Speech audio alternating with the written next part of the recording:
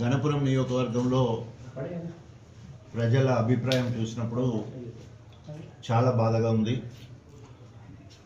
6 నెలల నుండి నా జీవితంలో ఎన్నడూ లేని మనోవేదనకు గురయ్యాను.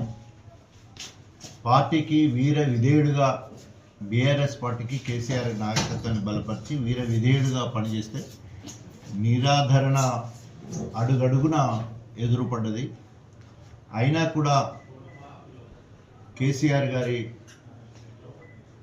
ఆదేశాన్ని అనుసరించి గణపూర్ నియోజకవర్గం, జనగాం నియోజకవర్గం 2 నియోజకవర్గాల్లో బీఆర్ఎస్ పార్టీని గెలిపించడం జరిగింది. నా శ్రేణులు సుశిక్షులైన సైనికులు లెక్క గణపూర్ గెలిపిస్తే నేను ఇన్ఛార్జిగా ఉండి జనగాం కూడా గెలిపించడం జరిగింది.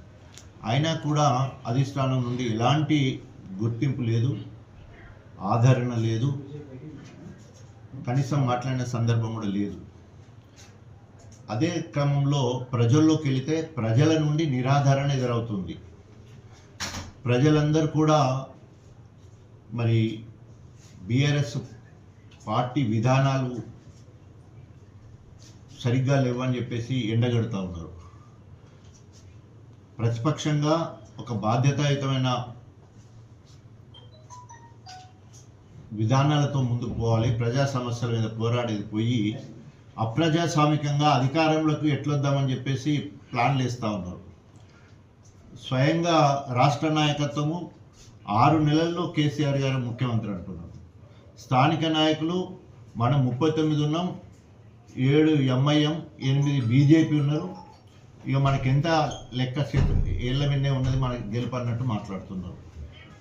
అంటే కనీసము 10 ఏళ్ళు అధికారాన్ని అనుభవించి 10 నెలలు కూడా అధికార పార్టీలో ఉన్న కాంగ్రెస్ను ఒప్పుకోవడం లేదు, సమయం ఇవ్వడం లేదు. సో ఇదన్నీ కూడా ఒకే డయాస్ మీద ఉండి పంచుకోవడం చాలా కష్టంగా ఉన్నది.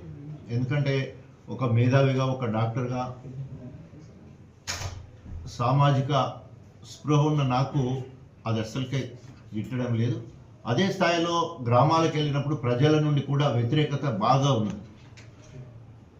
మీరు ఏదో ఒక నిర్ణయం తీసుకోవాలి అని చెప్పేసి ఇప్పటికే అనేక రకాలుగా మీకు అవమానం జరిగింది. మేమందరం కూడా కాంగ్రెస్ పార్టీకి రాజీనామా చేసి తెలంగాణ జెండా పట్టుకొని తెలంగాణ ఉద్యమంలో భాగస్వామైనప్పుడు మావాడిగా గర్వపడ్డాం.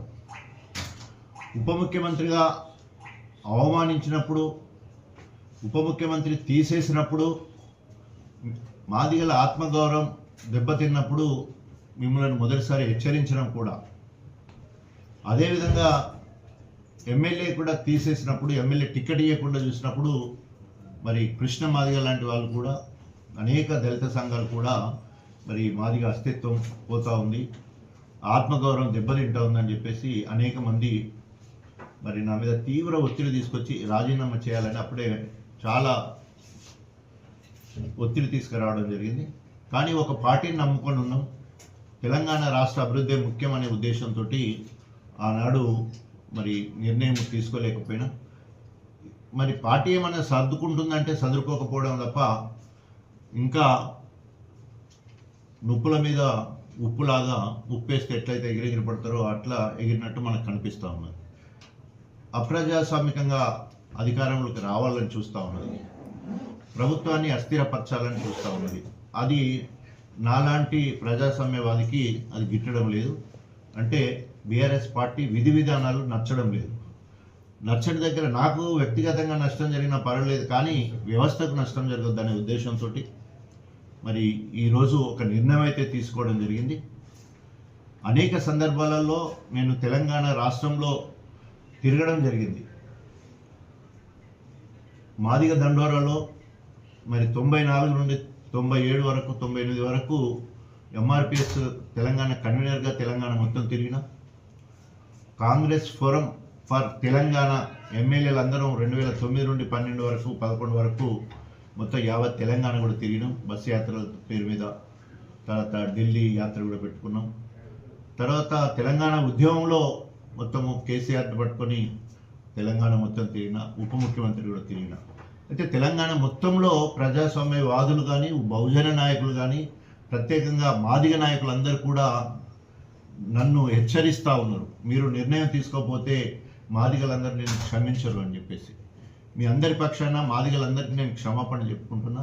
తప్పకుండా రేపు రాబోయే రోజుల్లో మీ నిర్ణయం కట్టుబడి ప్రజా జీవితంలో ఉంటాను. మాదిగ అస్తిత్వం కోసం, మాదిగ ఆత్మగౌరవం కోసం ముందు వరుసలో ఉండి పనిచేస్తానని చెప్పేసి తెలియజేసుకుంటూ, రాబోయే 2-3 రోజుల్లో నా అనుచరులతోటి మాట్లాడి, నా అభిమానులతో మాట్లాడి, అదేవిధంగా రాష్ట్ర స్థాయిలో ఉన్న బహుజనులతోటి, తెలంగాణ ఉద్యమకారులతోటి, అభిమానులతో మాట్లాడి మరి నిర్ణయం తీసుకుంటాను. ఆ నిర్ణయం మొత్తం కూడా ప్రజామోదిత నిర్ణయంగా ఉంటుందని చెప్పేసి వారి కోరిక మేరకే వారు చెప్పిన బాటలో ముందుకెళ్తానని చెప్పేసి తెలియజేసుకుంటాను. భవిష్యత్ ప్రణాళిక కానీ 2-3 రోజుల్లో ప్రకటించడం జరుగుతుంది.